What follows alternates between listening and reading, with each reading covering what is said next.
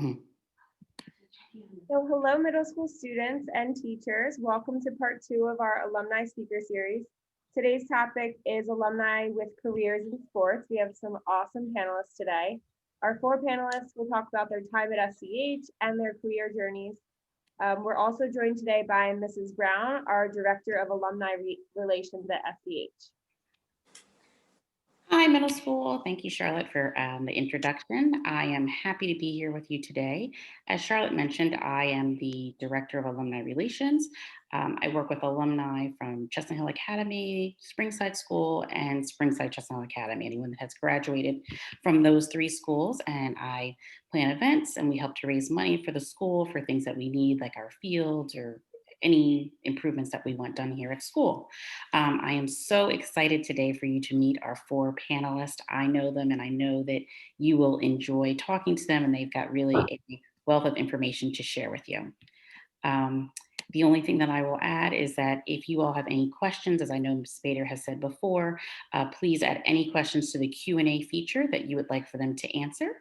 And now we're going to have Ethan that will introduce our first speaker. Hello, middle school. Our first speaker is Ibraheim Campbell. Ibrahim started at Chestnut Hill Academy in 9th grade, and he graduated in 2010. During his time at CHA, he was the captain of the track team and played running back and defensive back for the Blue Devils football team. He was named the Blue Devils offensive MVP, as well as the top senior athlete in the class of 2010. He was inducted into the Cum Laude Society in his senior year, an honor awarded to the students in the top 10% of the class for their academic achievements. Ibrahim went on to play college football at Northwestern University. In 2015, Ibrahim was drafted into the National Football League. He started his NFL career with the Cleveland Browns, has played for the Green Bay Packers, and is currently a safety for the Indianapolis Colts. I don't know if I can get feedback, but I hope everyone's well. And I'm grateful for the opportunity to be able to speak with you all today. I'm just going to share a little bit about kind of my journey to getting to the NFL and the obstacles that I had to face getting there. Like you said, my career at Chestnut Hill Academy started when I was in 9th grade, and that was the same as the two brothers that I had that played football and went to Chestnut Hill before me.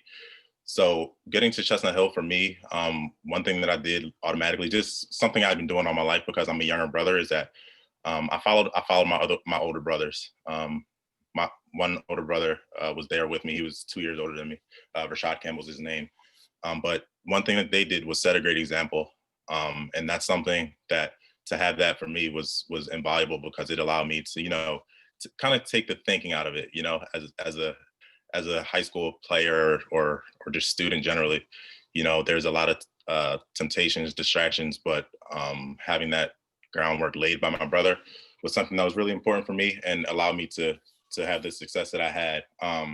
And also getting to Chestnut Hill was the first time that I played football with people that that I went to school with. So to play football and like also go to class with these teammates and really be close friends really provided an opportunity for distraction that that I didn't previously have, because previously I've been playing for a club team that everyone went their separate ways after playing. So for me, that distraction that could happen, that could take place, that I tried to stay focused on. My task was something that I was fortunate enough to get that early on, that exposure that Chestnut Hill Academy offers to, you have free periods and you have time to do things that, may not be conducive to getting your work done or being successful on the football field. So I was able to, learn to avoid the temptations or distractions early on. And the work that I was able to put in, I was fortunate enough to be able to play at the next level. And that was only possible by making sure that I never neglected my schoolwork, while I did put in a lot of time on the field, with extra work to become the best player I could be. I also tried to make sure that my schoolwork was at the forefront as well, because at the end of the day, whether I played only in high school or did make it to the NFL, at some point my athletic career would end. And because of that, I had to, have something to fall back on. And for me, that academic piece was important, and I never neglected it because of that. But so that was what allowed me to, get into a pretty good university and play football in college. I went to Northwestern University, and the blueprint that I kind of followed while I was in high school was so effective that I essentially did the same thing when I got to college. I didn't have my brothers at the same college, but what I did have was older teammates and seniors who set a great example, and we're going down a path that I would like to go down and eventually have the success that they were having. So what I did was I found someone that was doing things the right way, and they were going down the right path. So that was something that was almost second nature to me, because I had always been a younger brother and had great examples to follow. And then, the opportunities and distractions that are presented in college, they're even more. So that foundation that Chestnut Hill offered Chestnut Hill gives you freedoms that not all schools offer. So that those lessons that I learned early on proved to be very significant and powerful at the college level, because it allowed me to stay focused on things that were important to me, whether it be both sports, both academics, as well as career opportunities through internships and different opportunities like that, that became available in college. But then when I was in college, there were some obstacles that I had to overcome. I got injured for the first time in my athletic career. Going into my senior season, I broke my jaw in spring ball, and that was devastating, because that was the first time I ever broke a bone. So just dealing with that adversity was new to me. But fortunately it wasn't so bad, because I didn't have to miss games. But then my senior year, second game of the season, I ended up tearing my hamstring, and that was challenging because I ended up missing 5 games. And the hard part of that was because I never had to sit out a game, so it was challenging, and just not being able to be there for my teammates and support my teammates the way that I had was new to me. So one thing that I did was I tried to focus on what I could control, and that ultimately is what allowed me to be successful. I focused on the mental side of the game because I couldn't necessarily participate in the physical side of things the way I wanted to. And at the end of the day, life is less about what happens to you and more about how you react to it. So that's something that I tried to do, was control my reaction to the adversity that I was facing at that time. And fortunately, from playing well, it was a tough time to be injured also, because I was in my senior season. So as you know, getting drafted, that senior season is one of the most important ones. But fortunately enough, I did end up being drafted in the 4th round of the 2015 draft. And then once you're in the NFL, it's a whole new set of challenges. You're among the best of the best, the elite, and it's the same like freedom and temptations that you kind of face in college, but at this level, there's more of I would call it a target on your back, or a lot more people are, looking and recognize you because, you're on TV every Sunday or whatever it may be. So for me, what I did was I just fell back on the things that worked so well for me, and the things that I would encourage all of you to do the same, because at the middle school level, or even beyond, finding a great mentor or example to follow can be monumental in your growth as an individual. And nowadays with social media, with podcasts, with all the resources that are available to you, the information that's out there, you would be, you should just make sure to take advantage of it. And then managing temptations is something that allowed me to have a lot of success, because if you have a talent but you can't stay focused on that talent, it could end up being useless. So the ability to stay focused is one that can allow you to get places that you never even thought were possible. That's ultimately what got me here. And then following what you're passionate about, because my passion was football, but there's people that have endless passions, whether it be whatever you're into, whether it be music, acting, comedy, whatever it is, by pursuing that and staying focused on that, you'll be able to be whatever it is you wish to be. And that's all I got for you guys. It's pretty quick, but any questions or anything, I look forward to.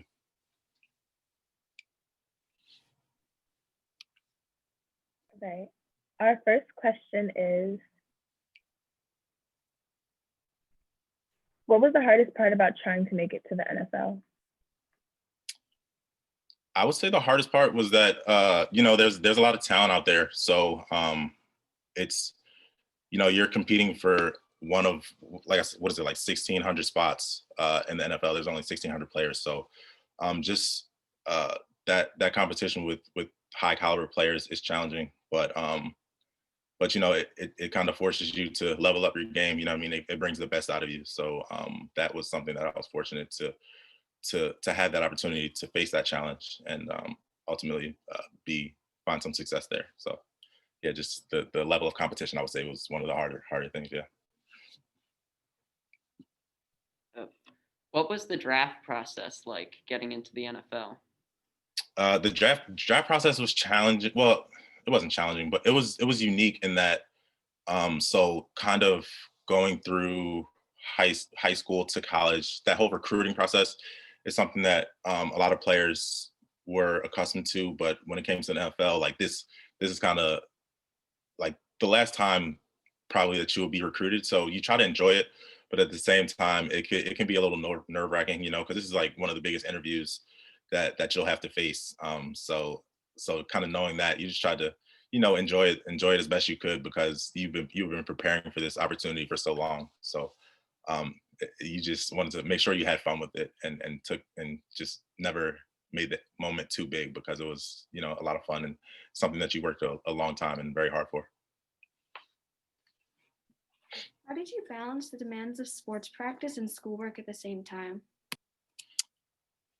Balancing the demands, the biggest thing was prioritizing, because you always want to go hang out with your friends or do things that may not necessarily be productive to your schoolwork or to your sport.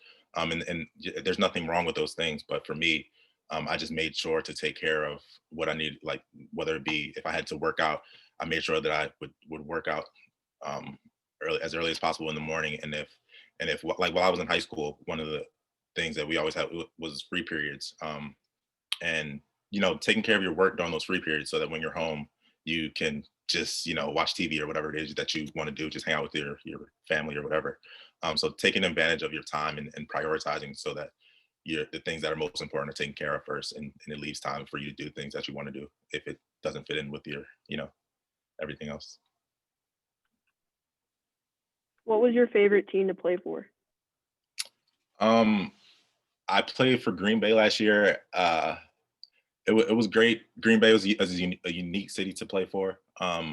Really, there's not much going on besides football, so that was unique, and then also the opportunity to play and get to the NFC Championship was a pretty cool thing, because that was my first time getting to the playoffs while in the NFL, and then to get to that level. Obviously, it would have been great to win a Super Bowl, but even to get that far to the game before the Super Bowl was a lot of fun. So I would say Green Bay. What was the hardest part of committing to your college? I'm sorry, one more time. What was the hardest part for committing to your college? The hardest part of committing to college for me was just kind of because you put a lot of trust. So as an athlete, you put a lot of trust in your coaches and the people that you're going to be around when you commit to your college. And one thing that was important to me was that my coach at Northwestern, he had recently signed an extension that basically just saying that he would be there and he would be the person that would be my coach for the time that I was at Northwestern, was something that was really important to me. So, because at the end of the day, it's a big commitment to whatever school you end up going to. So you try to make sure that you kind of know what you're getting into and who's going to be there, and basically just that the experience is what the coaches or the school says that it's going to be, and you do your research. you talk to coaches, you talk to players, you talk to students, just to try to get as good of a picture as you can about what to expect. How did your athletic experience at Chestnut Hill help you achieve your current position in your career, either by allowing you to get such a job or by giving you the skills to maintain it? I would definitely say that my career at Chestnut Hill allowed me to get the skills to maintain this job, because this is I just finished my 6th year in the NFL, and the average career, I think it may be like 3, and it's a challenging job. Every week you have to earn your position, and that's something that I learned early at Chestnut Hill, because I remember, I don't know that he's still there coaching, but Coach Aaron, he used to work with football. He may still, but Coach Aaron would always have he would have like Saturday workouts, basically workouts that were like extra work to kind of get ahead going into the next week, that I was always a part of, and they were challenging. You would be ready to pass out after them, but being able to face something that challenging and get through it was what allowed me to not be as thrown off or challenged, and able to get through challenges that I see nowadays. It just laid the foundation, I would say. What's a normal diet like for an NFL player? Normal diet? Yes. So normal diet, it can range. So some NFL players eat great. There's some NFL players that are vegan. They don't eat meat, eat dairy, anything. But there's also some NFL players that eat McDonald's every day. I'm sure you may have seen in Hard Knocks, like guys like Ocho Cinco, who when he was playing, that was something that he did. He ate McDonald's, however much he wanted. But at the end of the day, the guys that learn to take care of themselves are the guys that end up having longer careers for the most part. So, but diet is kind of unique because different things work for different people. Thank you so much, Ibrahim. There are a bunch of questions in the Q&A. I'm sorry we didn't have enough time to get to all of them. So you can actually type answers if you're interested in doing that. Okay. Next up, we're gonna have, well, actually, Ibrahim, do you have any closing thoughts you wanted to say, or? Yeah, I just wanted to say thank you for the opportunity, and also, just take advantage of all these resources that the school provides for you, because they're endless. And then anything is possible, especially the day and age that we live in with social media, with the internet. And I just encourage you to be bold in whatever it is you pursue. Thank you so much. Now we're gonna have Patrick introduce our next speaker. Our second speaker is Dan Gargan. Dan graduated from Chestnut Hill Academy in 2001. During his time at CHA, he helped win the Soccer League championships in 2000 and 2001, and also played for the Olympic development team. He then went on to play soccer at Georgetown, where he was drafted into Major League Soccer for the Colorado Rapids. Subsequently, he played for many MLS teams in cities such as Toronto, Chicago, and San Jose, finally landing in Los Angeles to play for the LA Galaxy. Today, Dan is the general manager of the Lou Fuse Athletic Club in St. Louis and a commentator for Fox Sports.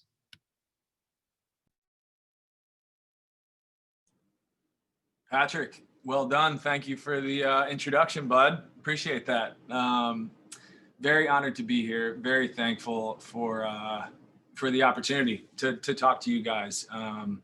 It's something that for me is it's near and dear to my heart. Chestnut Hill Academy, now SCH.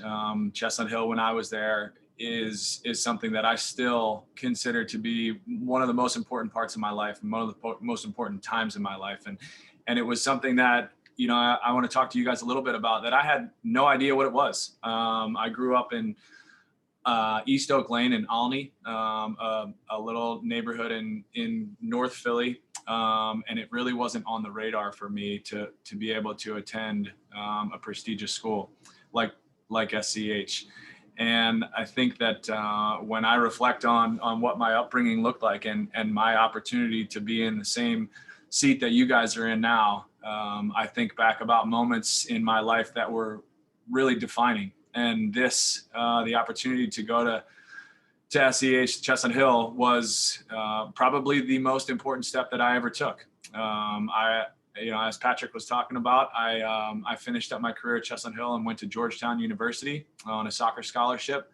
I left Georgetown a little bit early without a degree, but did go back and finish during my time as a player to go and play in Colorado. And I spent time in Colorado, Puerto Rico, Chicago, Toronto, San Jose, and LA. So I moved around a little bit, similar to what Ibrahim has been through as an NFL player. And, you learn a lot throughout the process, and you learn a lot from every step of the way. And, what I wanted to talk to you guys about and reinforce really is the idea to dream big. When I was young and going through trying to make the varsity soccer team or playing on the 8th grade soccer team and thinking about what was next, I never thought about limitations. And I always wanted to put that bar as high as I could look and as high as I could see, and then challenge myself to go and get it. And the staff and the teachers and the mentors and the older students really, in a lot of ways were the biggest influences in my life at those times, to be able to help me realize and find the confidence to go and get those things. And, similar to what Ibrahim talked about, as being a younger brother, he had built-in mentors as older brothers. I'm the oldest of 3. So I didn't necessarily have those built in. And that was something that I experienced significantly when I went to Chestnut Hill, was older boys that really kind of took me under their wing and taught me the ways. And Eve talked a lot about finding the right pathways for you, things that make it work for you. And for me, it was about finding processes. And, I think that the idea of dreaming big is really important. It's really important to hold things out there and to put an idea of what it is that you want to achieve out there. But what is also just as important, if not more important, is the process that you go through on a day-to-day to get to those places. And that process it's influential in every step that you're going to go through. And whether that's middle school, whether that's high school, whether that's college, whether that's a job, whether that's the pros, if you're lucky enough to get there, it is something that you continue to refine at every stage. And when you refine that and you identify and you're honest with yourself, and those around you are a support system that is honest with you about how you can trim certain things and reprioritize certain things, you get better in your process. And when you get better in your process, your Saturdays or your Sundays, in Ibrahim's situation, he plays on Sundays, I played on Saturdays, those take over. And those are almost an afterthought, because if you do everything right from Monday through Friday, Saturday and Sunday, the days where you make your money, they take care of themselves. And that is something that Chestnut Hill Academy and SCH now is and has been a very influential piece, that you guys have an incredible amount of access to people that really care about you, and people that really care about me.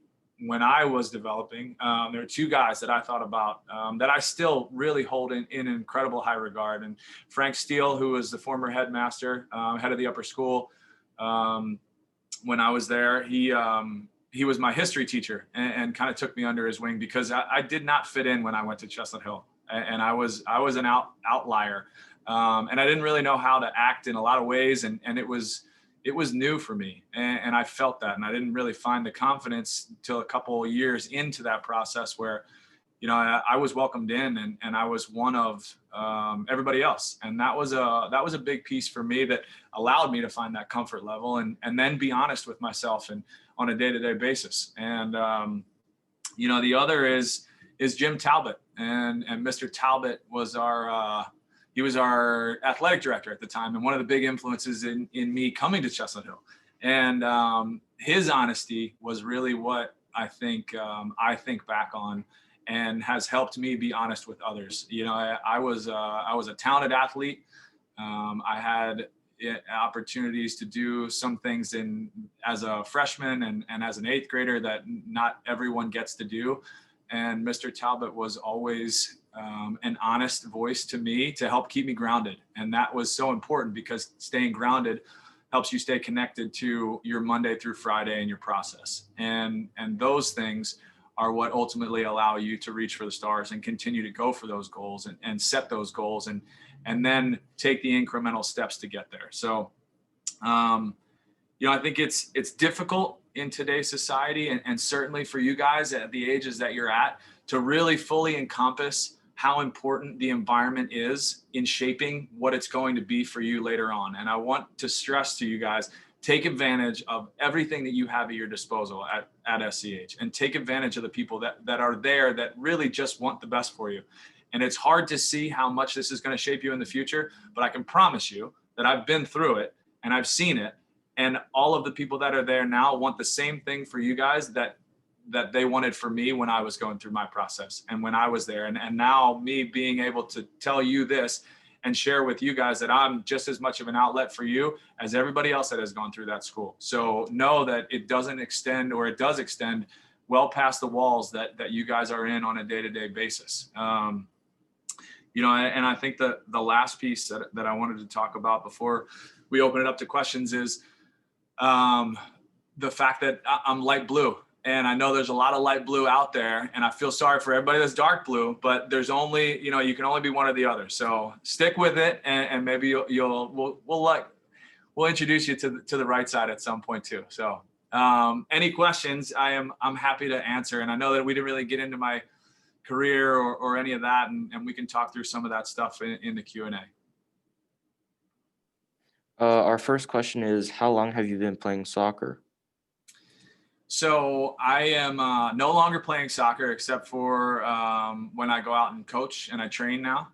But I played professionally for 13 years.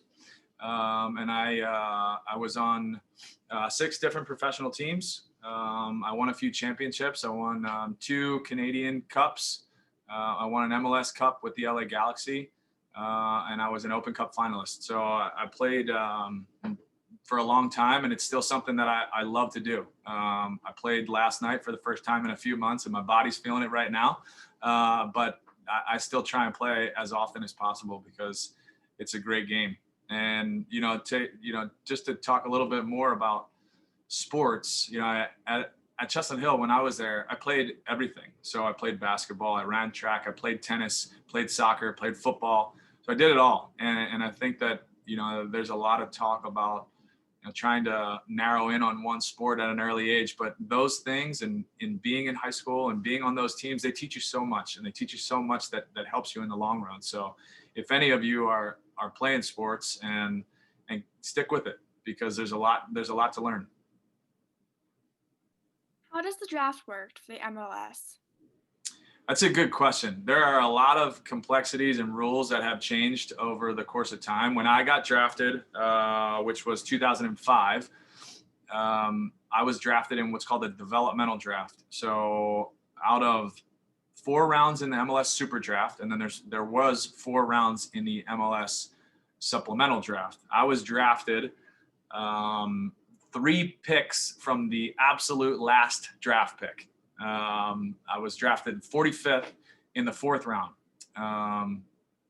But I took that as a moment of adversity and a moment of humility that certainly spurred me on to make my first team, because an MLS draft, you're not guaranteed a contract in a lot of ways. So a lot of times you get drafted, but that doesn't guarantee you a contract. It doesn't guarantee you game time. It doesn't guarantee that you're going to make the team. And that was my case. So similar to what Eve was talking about, you have to work every day for your spot on the field. And back in the time where I was getting drafted, it's changed a little bit. You had to, our contracts weren't even guaranteed. So you could be cut any day. And that was, also a big motivator as well. So MLS draft now works a little bit differently. There's only 2 rounds in the MLS Super Draft. And then a lot of it happens through combines and through different identification camps and personal invitations for players. But they still have a draft, and a lot of ways, some things are still the same and some things are different. What was the process like between graduating college and being drafted into the MLS? So I'll give you what my experience was. I got drafted in January, and I left 2 days after I got drafted to get on a plane to meet the team that was already assembled in Guayaquil, Ecuador. So we had our first preseason camp in Ecuador, which was essentially at a compound in the middle of nowhere, in the middle of Ecuador, where that was my first experience into professional sports. And we went and played, it was Club America was in Ecuador. So it's a satellite of the Club America that was in Mexico, in front of 56,000 people. And at Georgetown, we didn't get 56,000 people. We got about, maybe on a good day, 3,000 to 5,000 was probably our biggest crowd. So this was a pretty big shock to me. So my first day was meeting the team in Miami. We flew to Guayaquil, and that following day, we were on the field in front of 56,000 in a foreign country in South America. So the process changes pretty quick, and you have to be adaptable, and you have to be ready to face that adversity of something that you've never seen before. And that's, I think, the credit to a lot of what SCH kind of prepares you guys for is being adaptable and being flexible, because that's going to hit you at every step of the way. Are you still friends with any professional soccer players or anyone from Chestnut Hill? I am. So one of my best friends, actually, Jeff Lorenowitz, was drafted 2 picks after me in the supplemental draft. We were same class, so class of 2001 at Chestnut Hill, and he actually just finished playing this year and has retired. But I still keep in touch with a lot of players and a lot of the guys that I've played with, from teammates to guys that were on other teams that I was never teammates with. And what you realize, and what I know Eve can speak to as well, is it's a small community, and there's a smaller community that has gone through these things and can speak to these experiences, that it's almost like this little fraternity. So, you work as hard as you possibly can to get into it. And once you're into it, they can never take it away from you. And you are always a veteran and a part of that community and a part of that team, so to speak. So there's a lot of strength in being able to just be sympathetic with everybody that's gone through it, because you go through different ebbs and flows and kind of coming in and coming out. And that's similar to what we're talking with you guys about being at SCH now, is no one will ever be able to take that away from you. And the network and the community that you have right now, you will always be connected to. I still keep in touch with a lot of my classmates from Chestnut Hill as well. And those are some of my most meaningful relationships that I still have today. And I played at some of the highest levels in the world and in this country for sure. So they're all valuable, and you find different relationships and different values really everywhere. Dan, thank you so much. Do you have any last comments before we move on to the next speaker? No, I don't. I just, I miss what you guys are in.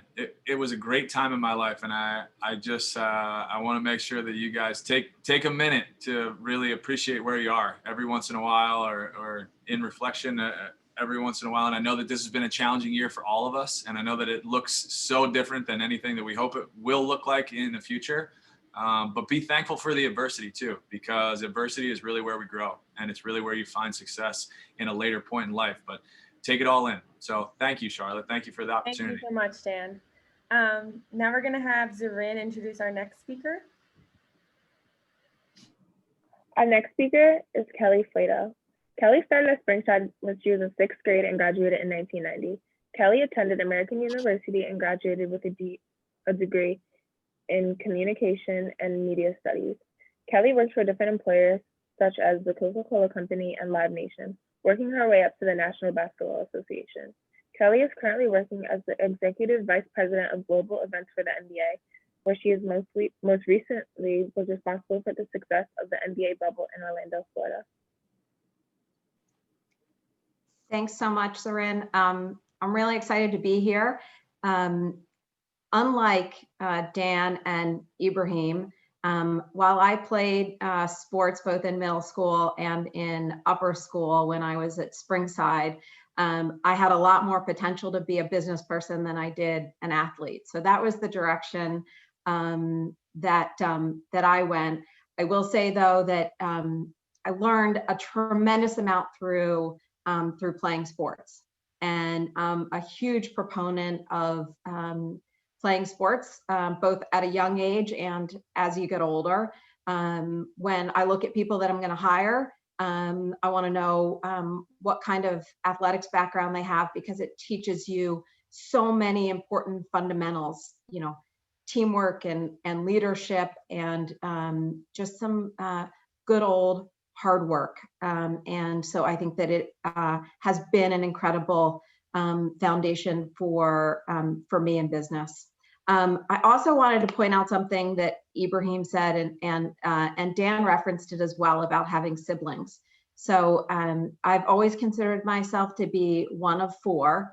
I have 3 brothers. So being the only girl in a family of all boys, one of the things that was really important for me in sports and now in business is that I was really fortunate to grow up in a family that said, you can do absolutely anything you want. Don't let it hold you back. Having 3 brothers, 1 older and 2 younger, they were pretty hard on me. In fact, they are still pretty hard on me. But it was all tough love. So I told Mrs. Bader at her request that I would hit on my time at Springside, what I do now, and then a few things I want you to know. So can we go back to the first slide? I pulled some photos from my yearbook, and I don't know if any of these faces look familiar. I'm willing to bet that there's probably some students there that are related to somebody in this photo.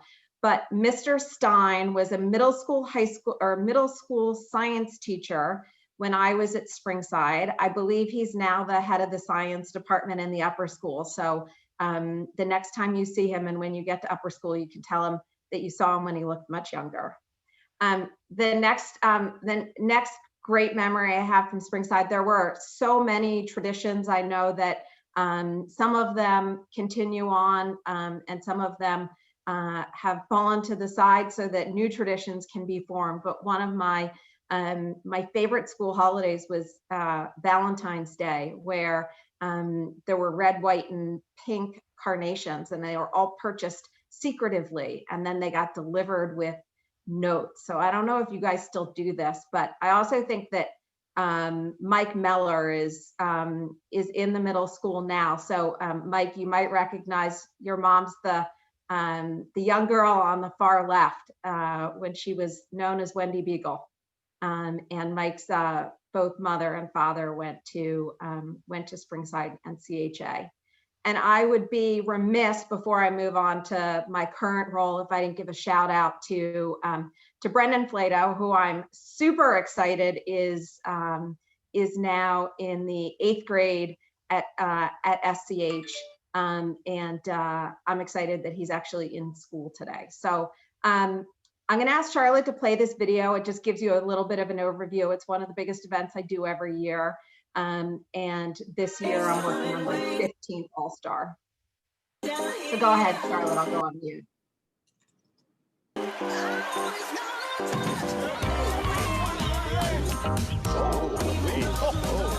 Wow, okay, man.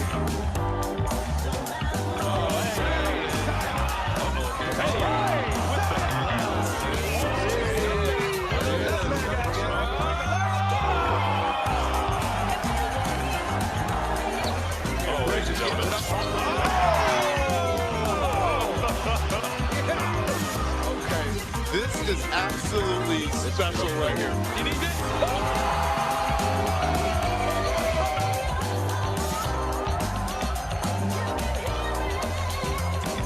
That's what I'm talking about. Baby, what a slam. Shut it down. That is beautiful. Dunk over tackle.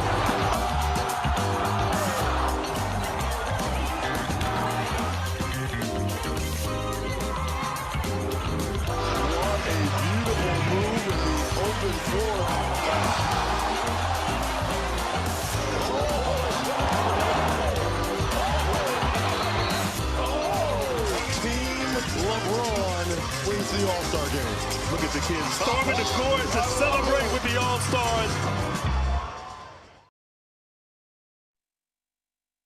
So that's just a snapshot of one of the projects that I work on every year. In fact, I work on usually 3 years out before the game. This year is a little different in the world of COVID, but just as a brief bit of background, I've worked in both the sports world and the entertainment world. And when I came to the NBA, it was a result of a former colleague and friend of mine who kept saying to me, you need to take your sports experience and your entertainment experience and take your game global. And that was 14 years ago. So I'm in my 15th season at the NBA. It's still hard for me to believe. I've held a number of different roles in the organization. As Zarin was good enough to share, I currently oversee our global events group. So we produce 200 events around the world every year, and that's everything from the All-Star game, the draft, the lottery, our international games for preseason and regular season. My responsibilities include the NBA, the WNBA, which is our women's league, the G League, which is our minor league system, the NBA 2K League, which is our esports property, and not represented here, but USA Basketball, which is our Olympic teams, both for men and women. So as I said, building on a solid foundation of playing sports, getting into the business side of things. There are a few things I want you to know today, and I'm just going to mention a couple of them. I'm happy to take any questions about my current role or how I got here or my time at Springside. But one, there is no substitute for hard work. It is what sets you apart from everyone and anyone else. And an important piece of that for me is your hard work shouldn't be compared to anybody else's. You are running your own race every single day, and so you only have to compare to what you did yesterday. And I find that every single day. Every day I wake up and my teammates and my managers say, what are we going to do today that's different than what we did yesterday? And so hard work is such a core piece of how I've gotten to where I am today. And I think it's a really important piece of anything that you want to do in life. The other one is, not to use a basketball analogy, but everyone's responsible for their own bounce. Everyone has to, Ibrahim said, everyone has to play their position. I think that's incredibly true.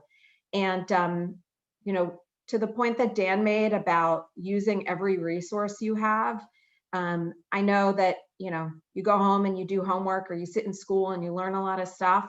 I will tell you, don't ever stop learning.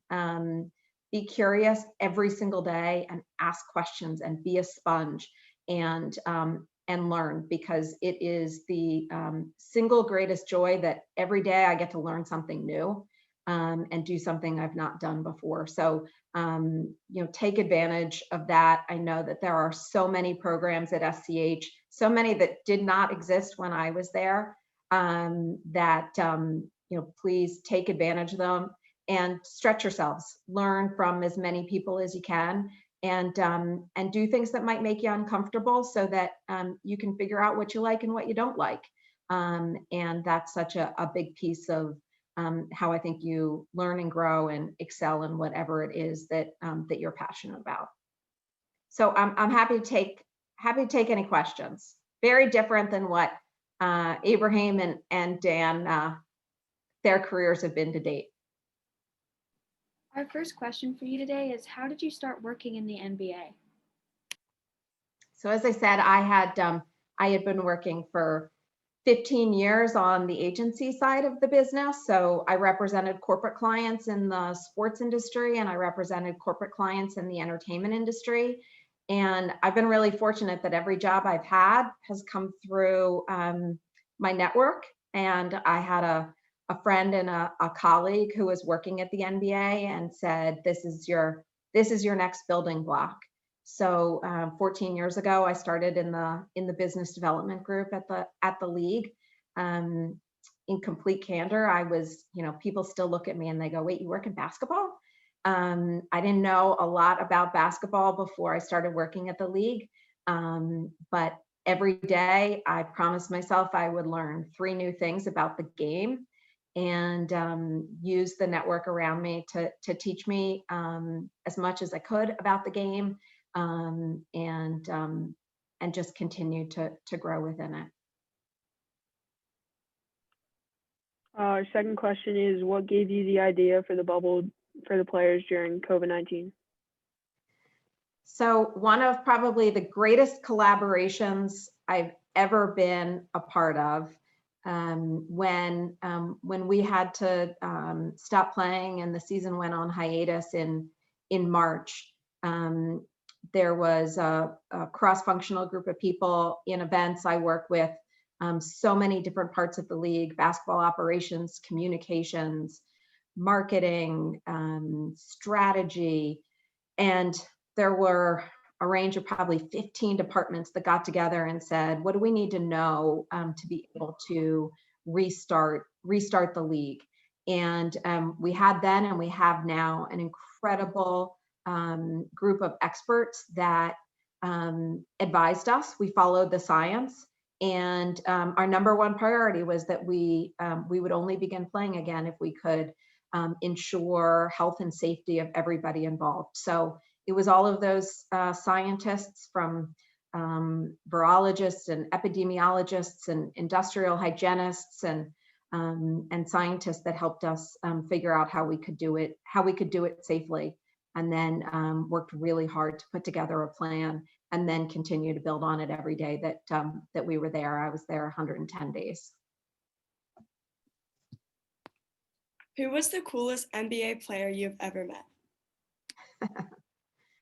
I'm not sure that I can answer the question, the coolest NBA player I've ever met.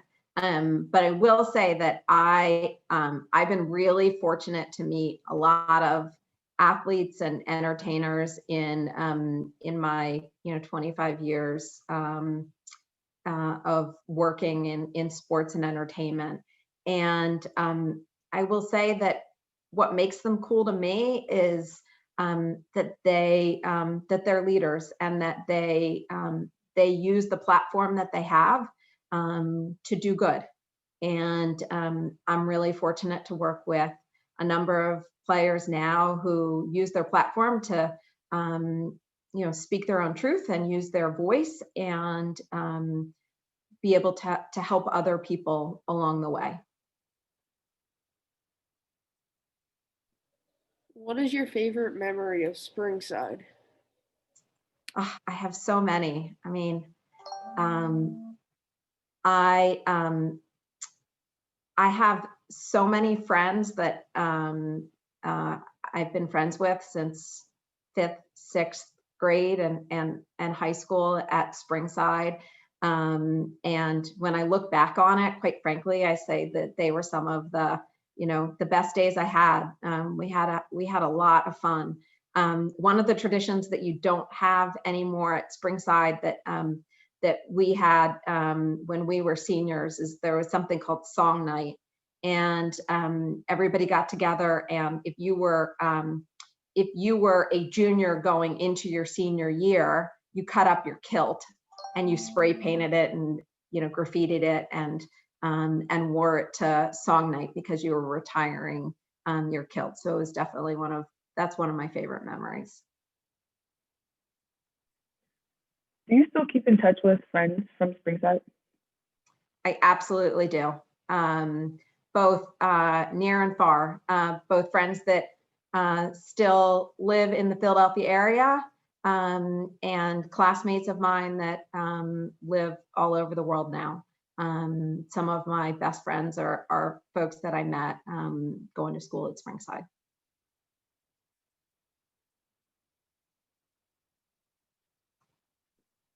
What was your major in college?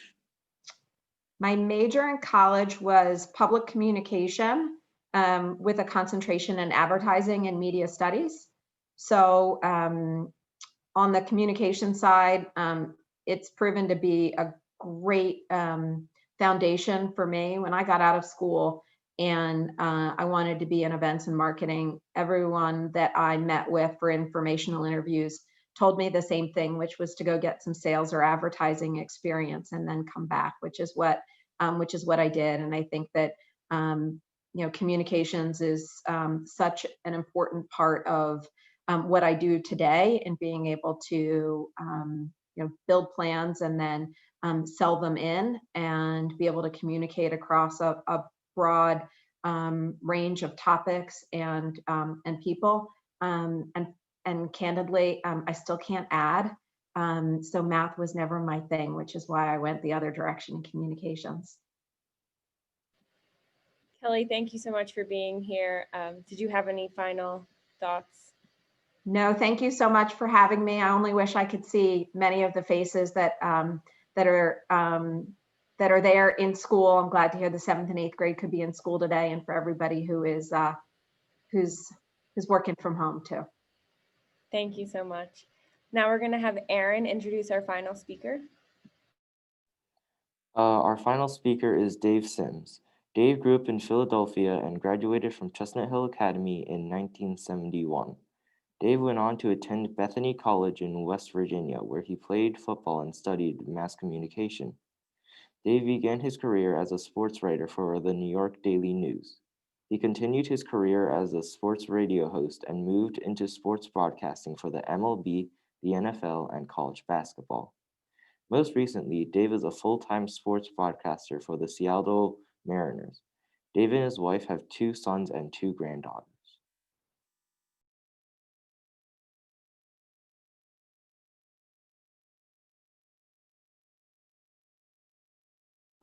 Always got to remember to unmute. Good afternoon, everybody. Good to see you. There's a picture from, that was a game against Episcopal my senior year. I was my situation with Chestnut Hill Academy goes back to 1967, and I'm from Mount Airy, not too far from Chestnut Hill, and I used to play a lot of ball up at the Water Tower Recreation Center, and I think that's where a lot of people saw me playing football and baseball, and sports has been a very big part of my life, and it ended up me coming to Chestnut Hill Academy in 1967. It's the first African-American, first Black varsity athlete at the school. And at the time, I look at Springside, Chestnut Hill now, and it's remarkable. The diversity is 1,000, maybe several thousand% better than it was when I got there in 67 and when I left in 71. When I was at, I had one other Black classmate, Lewis Moore, who was in my year, and there was Henry Carnes, who I just spoke to on a Zoom call a couple of months ago. He was a year or 2 ahead of us. So we had, in the upper school 9 through 12, we had 3 black males. I look back on it now, it's like, man, how did I get through that? How did I survive that? Why did I do it? Well, it worked out. I mean, one of the questions somebody was asking Kelly about, he's still in touch with classmates and whatnot from Chestnut Hill. Absolutely. Good friends. We have a buddy in Japan. I've got pals in Arizona and Ohio, and of course, most of the guys that I hung out with are still in Philly. I wanted to read a quote that has been very instrumental, very dynamic for me, from Ralph Waldo Emerson. And it says, "Enthusiasm is one of the most powerful engines of success. When you do a thing, do it with all your might. Be active, be energetic, be enthusiastic and faithful, and you will accomplish your object. Nothing great was ever achieved without enthusiasm."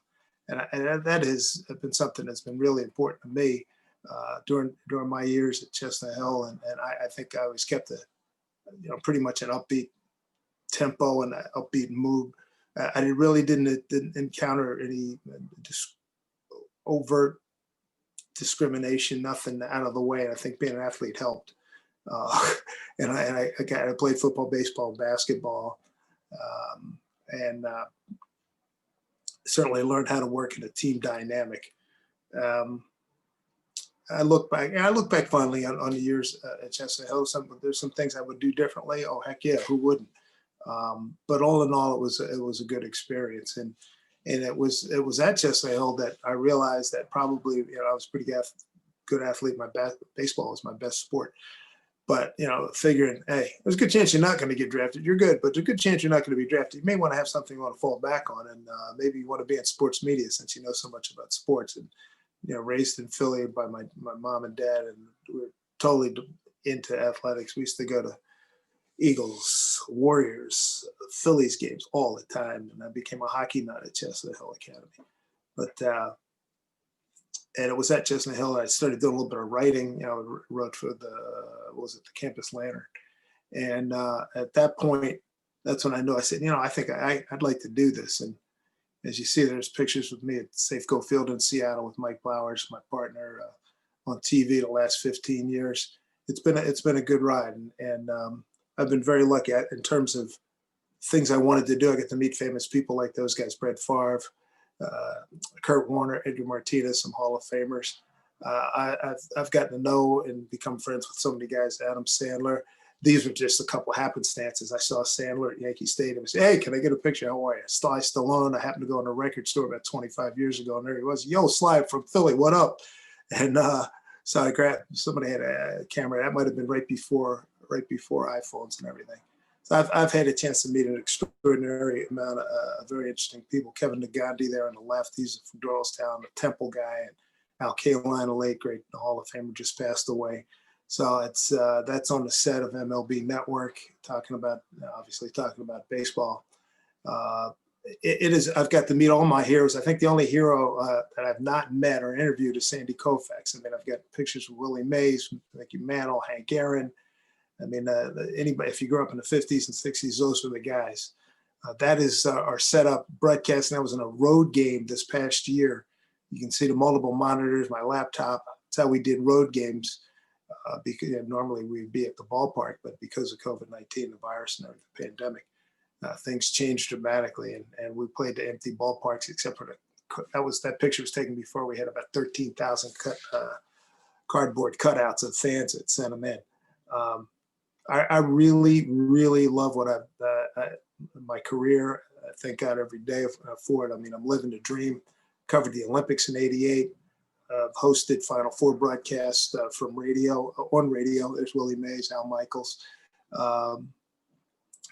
Let's see, Final Fours. I've done Pro Bowls. I've done NFL playoffs. Joe Morgan and Tom Seaver. We just lost those guys in the last few months. Two great guys, terrific people. That on the left with Joe, that was in the broadcast booth down in Houston. And Tom Seaver, that was when I was doing a simulcast of my radio show on MSG Network, and we were at Gallagher Steakhouse. And it's really been a thrill when I look back on all this stuff. People I've met and interacted with, I've broadcast with a lot of these guys and got to know a lot of these guys. And as a sports fan, it couldn't be any cooler, I'll tell you. But it's been a ton of hard work to get to where I've been. I mean, as a newspaper writer, as a sports anchor, sports talk show host, a play-by-play guy. That's our ballpark, T-Mobile Park. It may be one of the most beautiful ballparks in the country, and that was taken probably during the summertime. It looks like maybe late summer. In Seattle, the weather is maybe second only to San Diego on the lower 48 from like July 1 to about September 15th. It is absolutely gorgeous. Humidity is not a factor. It doesn't rain that much, hardly at all, most of the rainy season. That next slide is Mike Tyson. Interviewed him is when he was on his way up and he was about 19 years old back in 1986. On the right, that's Bill Raftery, Hall of Fame broadcaster, one of the greatest guys I've ever worked with, and one of the easiest guys. People always say when we do games, it sounds like the only thing missing is, hey, bartender, set up for my friends here, another round of beers for everybody. One of the things that I learned at Chestnut Hill, cooperation and teamwork, and that goes hand in hand with what I do now. I mean, when I do a TV broadcast, you got a truckload of people that are working, to make the broadcast look good, sound good, good information. When you're on radio, You want to sound, you know, you're working with a producer engineer, sound good. You're working with your partners, a lot of interaction, a lot of personal contact with people. So it's exciting. I love the roar of the crowd. I get to experience that. Hopefully we'll experience that at some point this coming season. A couple more Hall of Famers, Sugar Ray Leonard, Ken Griffey Jr. has become a good friend, legendary Mariner player. And I've been fortunate enough the last 3 years to win Sportscaster of the Year in the state of Washington. So that's been a thrill to be acknowledged for your work too. So I've had a heck of a run. My health is good. Prostate cancer survivor. As a matter of fact, that operation is I'm 5 years out of that operation from tomorrow. So quite fortunate in so many ways. So let me just throw it at the questions. I always like to answer questions from young kids because I remember being in that spot and wondering, what the heck am I going to be doing? What do I have in store for me in front of, you know, in my life looking ahead? And I've been lucky. I pretty much plotted it out this way and it's worked out really well, knock wood, thank God. And really couldn't be happier and enjoy it. And the other thing I enjoy too is that I hear from a lot of younger broadcasters, and especially these days, a lot more Black kids and women, boys and girls, are looking to get into broadcasting. And I've been a sort of a distant mentor for a lot of people. I mean, I probably have a network, and not only young Black aspiring broadcasters, but white kids too, and guys who are in the business. I feel like I have a network of about 30 people that will check in. Hey, can you take a listen to this? Can you critique this? What do you think? Or career path. I got a kid in Missouri, checks in with me. Hey man, I got an offer to do this, or I just left this job. How should I attack this problem?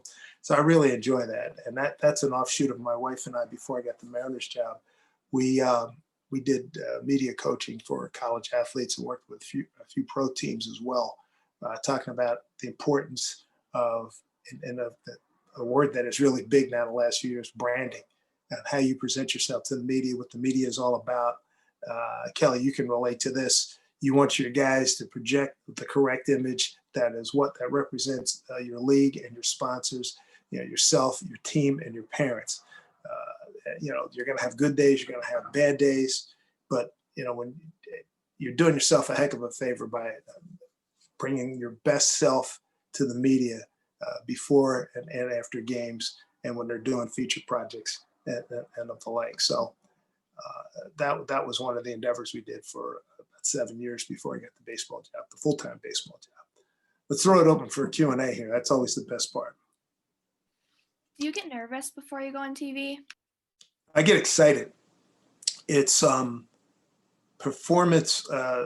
It's like if you don't get a little nervous, a little edgy, and a little excited, like, all right, hey, we're hitting air at 105 today.